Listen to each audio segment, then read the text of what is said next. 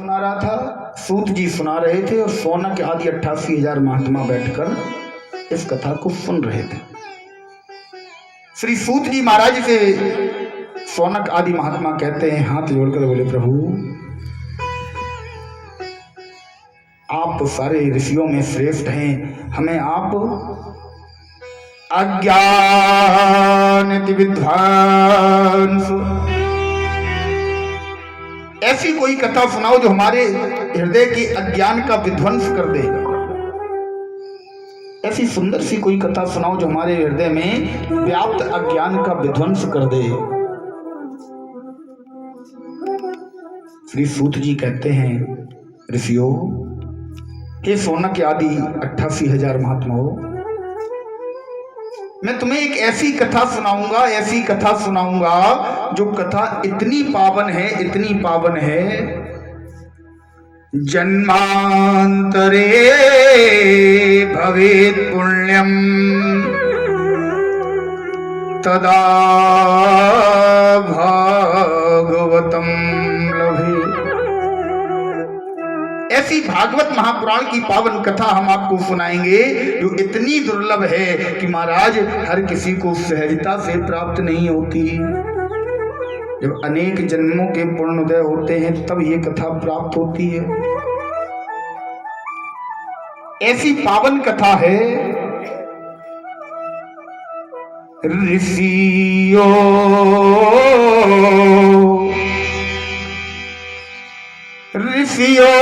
ये महाग्रंथ गाथा जीवों की जीवन दायिनी है,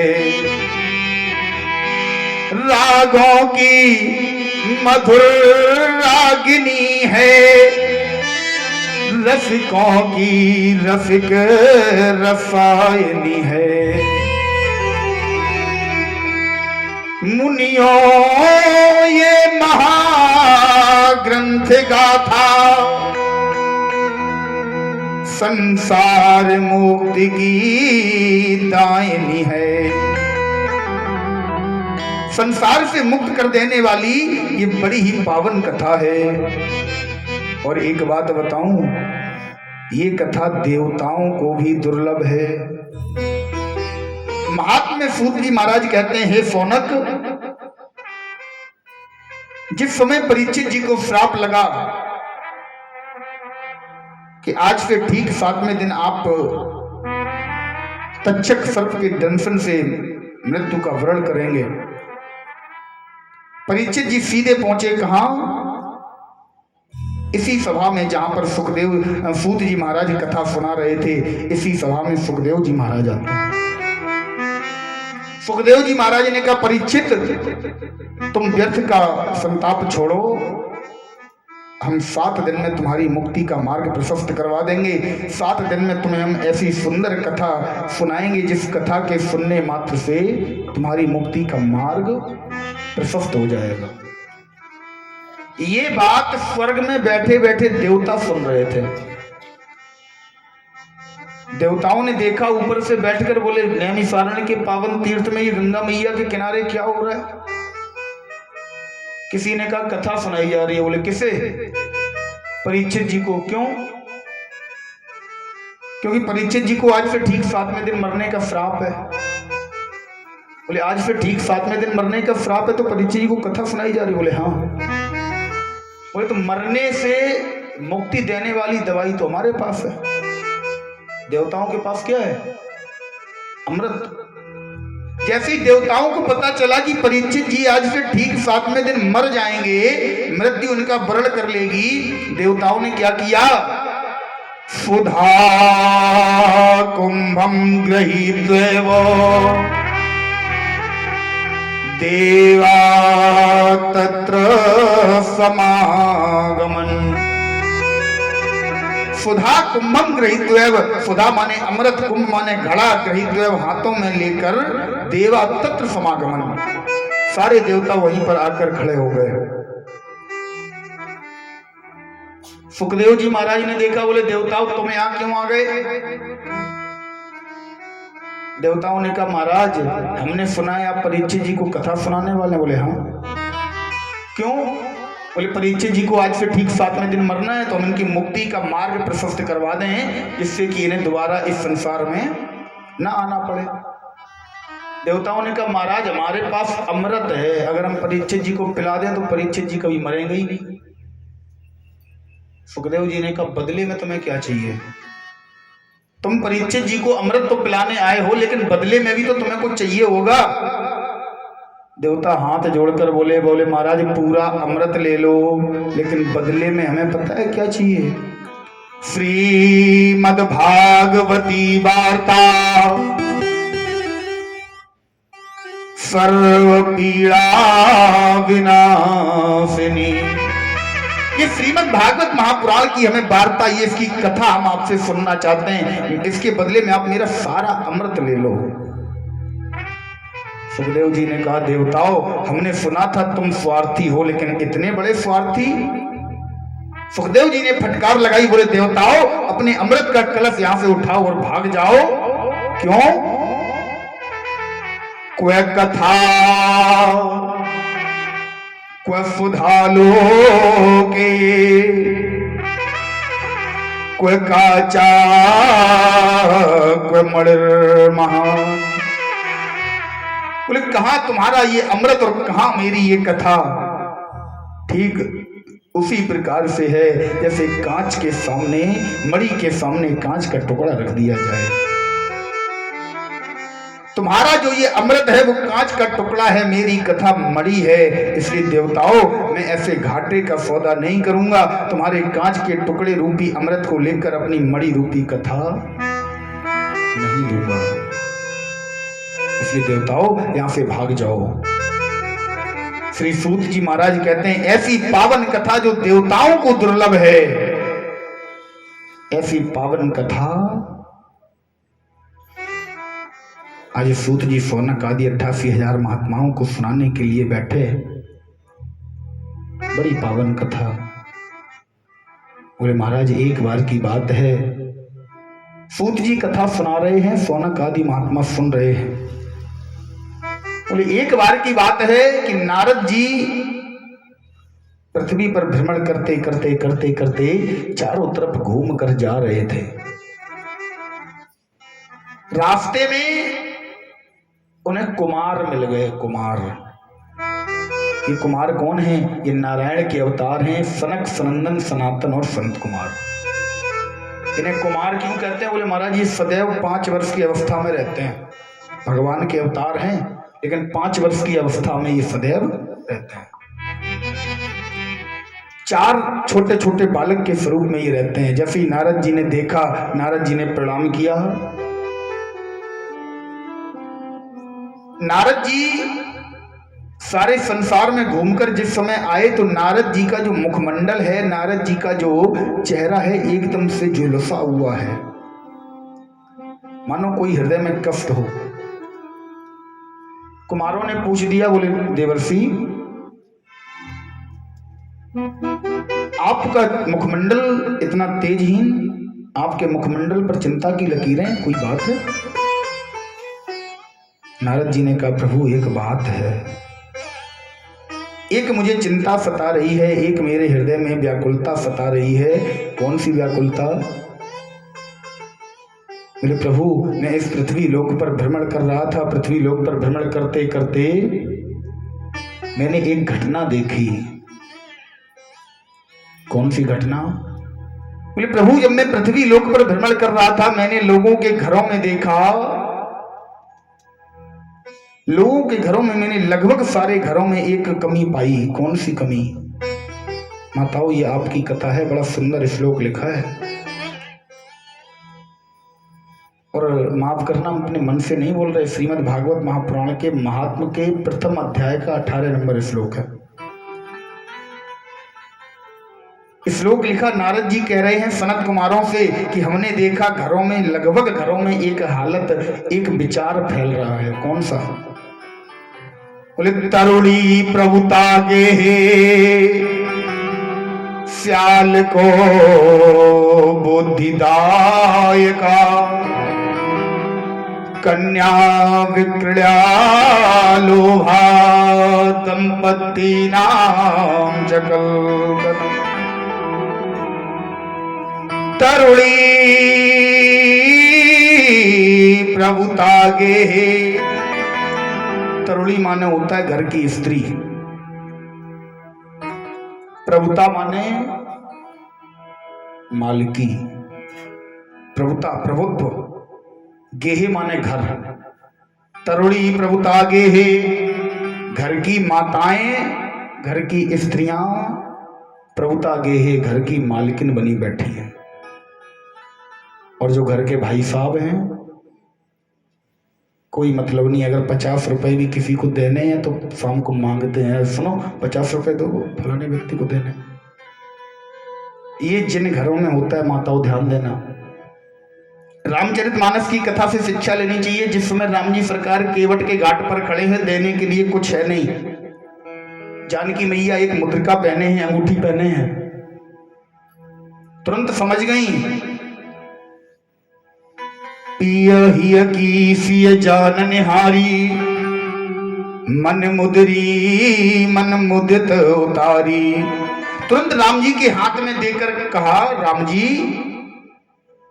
केवट को आप उतराई दे दो।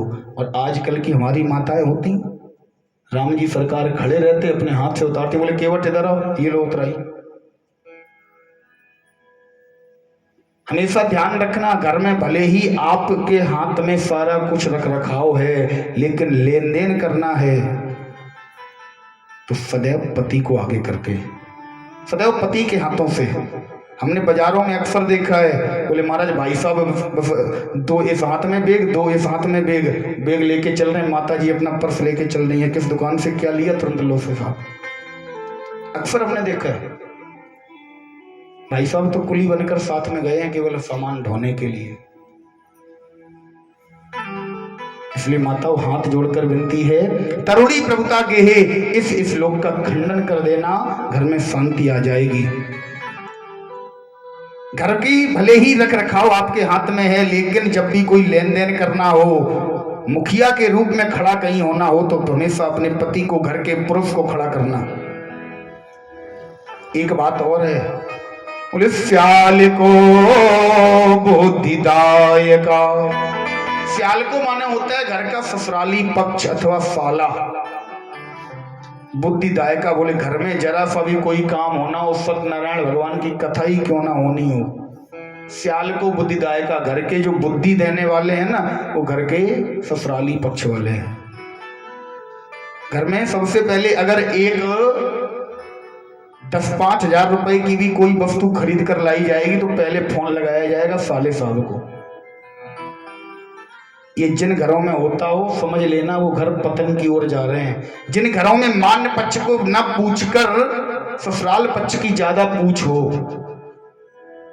ये हम नहीं कह रहे माता, हमें माफ करना। देखो है श्रीमद् भागवत महापुराण की कथा कह रही है, तरुणी प्रभुता गेहे श्याल को बुद्धिदायका।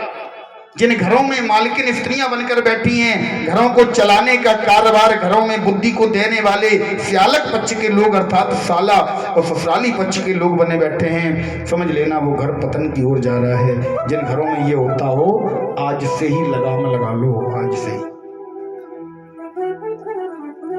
जिन घरों में मान्य पक्ष, हमारी बहन, हमारी बुआ, इन पक्षों की जिन घरों में पूछ नहीं है ना, इन पक्षों को नहीं पूछा जाता, समझ लेना पतन में जा रहे हो सब। एक ना एक दिन वो समय आएगा कि बिल्कुल पतन आपके दरवाजे पर खड़ा होगा।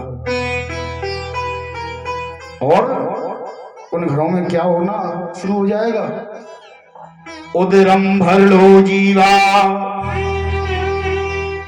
उदरम भर लो, बोले उदर को भरने के लिए, अपने पेट को भरने के लिए बराका कूट भाषण। लोग इतना बड़ा बड़ा झूठ बोलकर पाप कमाएंगे, केवल क्यों? झूठ पे झूठ, झूठ पे झूठ बोलेंगे ताकि उनका पेट भरे, कैसे ही धन आए।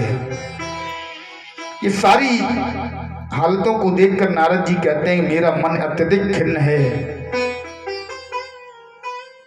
सनत कुमारों ने समझाया, हे प्रभु, हे महर्षि देवर्षि, इस पृथ्वी पर कलयुग का अवतार हो चुका है। कलयुग ने अपना चारों तरफ जाल फैला लिया है, इसलिए स्वाभाविक बातें हैं। नारद जी ने कहा, प्रभु ये बातें स्वाभाविक हैं, लेकिन मेरा मन एक बात को लेकर और खिन्न हो गया। बोले कौन सी बात? बोले जिस समय में वृंदावन के समीप पहुंचा तो वृंदावन में हमने देखा एक तरुणी, एक स्त्री यमुना जी के पावन तट पर बैठी हुई है और उस स्त्री के पास दो पुरुष लेटे हुए हैं। उस स्त्री को हमने देखा महाराज, हे सनत कुमारो, देवताओं की स्त्रियों ने घेर रखा है। वो स्त्री विलाप कर रही है। मैं वहां से निकल रहा था, जैसे ही उस स्त्री ने मुझे देखा वो दौड़ कर आई। भो भो साधो चलम तिष्ठ मचिंता मपिनाशय। वो स्त्री दौड़ कर आई। उस स्त्री ने मेरे चरण पकड़ लिए। बोले हे साधु, हे नारद जी, हे महात्मन, मेरी बात सुनते जाओ। मुझे एक कष्ट है, उस कष्ट का निवारण कर दो।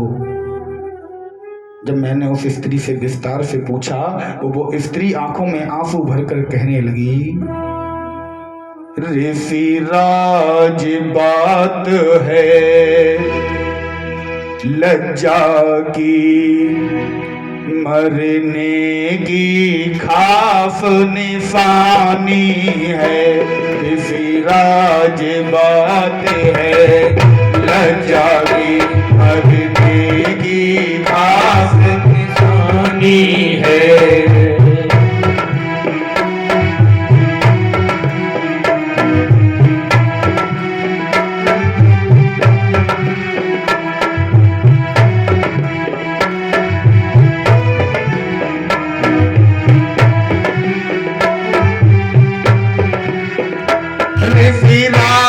बात है लज्जा की, इसे राज बात है लज्जा की, मरने की खास निशानी है। मरने की खास निशानी है। बेटों को उधर बुढ़ापा है, मैया की इधर जवानी है। बेटों को उधर बुढ़ापा है, मैया के इधर जवानी है। बेटों को उधर बुढ़ापा है, मैया की इधर जवानी है। बेटों को उधर बुढ़ापा है, मैया के इधर जवानी है। की इधर जवानी है। जैसे नारद जी ने पूछा, वो स्त्री रोकर चरणों को पकड़ कर कहने लगी, बोले प्रभु आप मेरी हालत देख रहे हो, मैं इस समय तरुण अवस्था में हूं और जो दो पुरुष वहां पर वृद्धावस्था में लेटे हुए हैं ना, वो पता है कौन है? प्रभु अहम भक्तृति ख्याता इमो में तनियो मतो, ज्ञान वैराग्य न मानो, काल योगे जर्जरो। बोले हे प्रभु, हे देवर्षि, ये मेरा नाम भक्ति है। इमो में तनियो मतो, ये दोनों मेरे पुत्र हैं। जैसे ही नारद जी ने देखा, अरे ये कैसे हो सकता है? ज्ञान वैराग्य ना मानो, इनका नाम ज्ञान और वैराग्य है। भक्ति, ये कैसे संभव है कि माता तरुण हो, माता युवती हो और पुत्र वृद्ध हो? ये संभव है? कभी संभव नहीं है। बोले महाराज, यही तो सबसे बड़े दुख का कारण है। आज नारद जी ने पूरे दुख का कारण सनत कुमारों को बताया। सनत कुमारों ने बताया कि उन दोनों, अच्छा इसका कारण क्या है जानते हैं? कि भक्ति तरुण अवस्था में है और उसके पुत्र जिनका नाम है ज्ञान और वैराग्य कैसे हैं? वृद्ध। इसका कारण जानते हैं क्या? वृंदावन कितने लोग गए हैं? गए आप गई हैं वृंदावन में? आपने एक दृश्य देखा होगा अगर गए हैं तो। लगभग अब तो सारे शहरों में लगभग मिल जाता है। एक हाथ से भोजन चल रहा है, एक हाथ झोली में डला है, माला चल रही है। बाजार में अशुद्ध अवस्था से खड़े होकर प्याज लहसुन सब कुछ खा रहे हो, त्रिपुंड ऊर्ध्वपुंड माथे पर लगा है, गले में कंठी तुलसी की माला पड़ी है।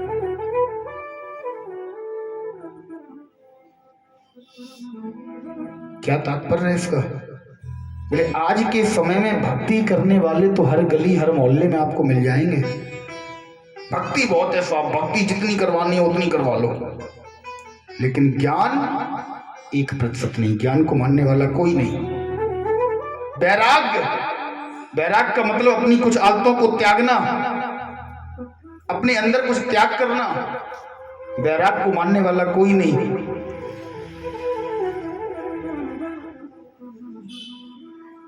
बुरी आदतों को छोड़ने के लिए कह दिया वैराग्य, बुरी आदतों से वैराग्य धारण करने के लिए कह दिया नहीं साहब, उनसे वैराग्य नहीं हो पाएगा। ज्ञान से कोई मतलब नहीं, वैराग्य से कोई मतलब नहीं। भक्ति इतनी करेंगे महाराज, पूरे माथे पर तिलक, ये मोटी माला, और दिन भर राम राम राम राम राम राम, दिन भर गलियों में घूम रहे हैं। क्या तात्पर्य है? बोले भक्ति तो सब करना चाहते हैं, भक्ति को सब करने वाले हैं, लेकिन ज्ञान वैराग्य को मानने वाला कोई नहीं है। यही कारण है कि भक्ति को जब सब कर रहे हैं तो भक्ति पुनः तरुण अवस्था को प्राप्त हो गई, और ज्ञान वैराग्य समय के प्रभाव से उन्हें कोई पूछने वाला नहीं है, तो वो बेचारे वृद्ध हो गए। नारद जी ने सनत कुमारों को बताया, सनत कुमारों ने महाराज एक उपाय बता दिया। बोले उन दोनों के निमित्त श्रीमद् भागवत महापुराण की कथा अगर करवाई जाए तो श्रीमद् भागवत महापुराण की कथा एक ऐसा साधन है जिसमें भक्ति भी है, ज्ञान भी है और वैराग्य भी है। भक्ति करने का भी मार्ग आपको यहां से मिलेगा, ज्ञान भी मिलेगा, और वैराग्य करने का भी, वैराग्य के नियम भी आपको यहां से प्राप्त होंगे। महाराज उन दोनों के लिए श्रीमद् भागवत महापुराण की कथा रखवाई गई, और जैसे ही श्रीमद् भागवत महापुराण की कथा उन दोनों पुत्रों ने सुनी, ज्ञान और वैराग्य ने, लिखते हैं वेद व्यास जी महाराज, भक्ति सुतो तो तरुण गृहीत्वा, भक्ति सुतो तो तरुण गृहीत्वा, प्रेमैक रूपा सहसा विरासी, भक्ति सुतो तो तरुण गृहीत्वा, प्रेमैक रूपा सहसा विरासी।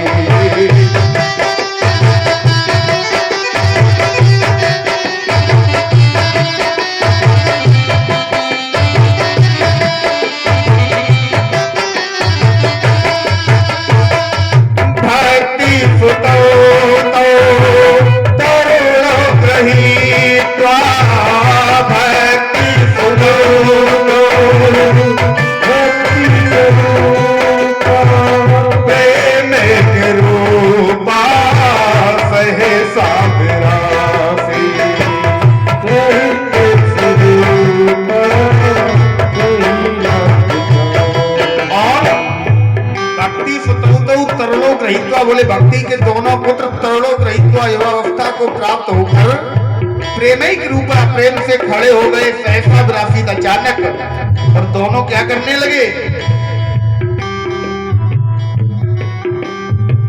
श्री कृष्ण गोविंद हरे मुरारे, श्री कृष्ण गोविंद हरे मुरारे,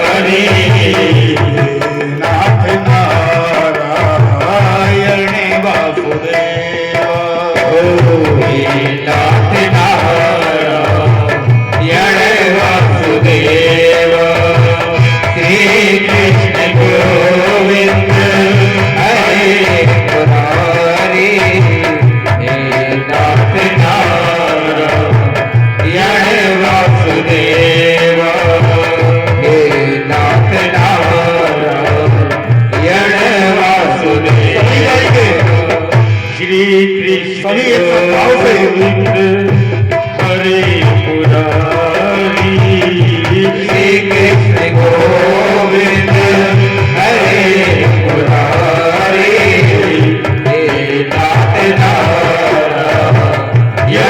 वासुदेव, हे नाथ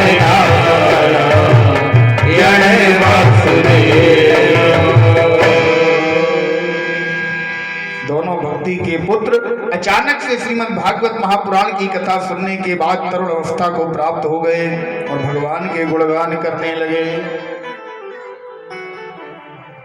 आज की कथा समय के अनुसार यहीं विराम करते हैं। कल की कथा में आप लोग धुंधकारी गोकर्ण का सुंदर संवाद और प्रथम स्कंद के प्रथम अध्याय की कथा को श्रवण करेंगे। सृष्टि रचना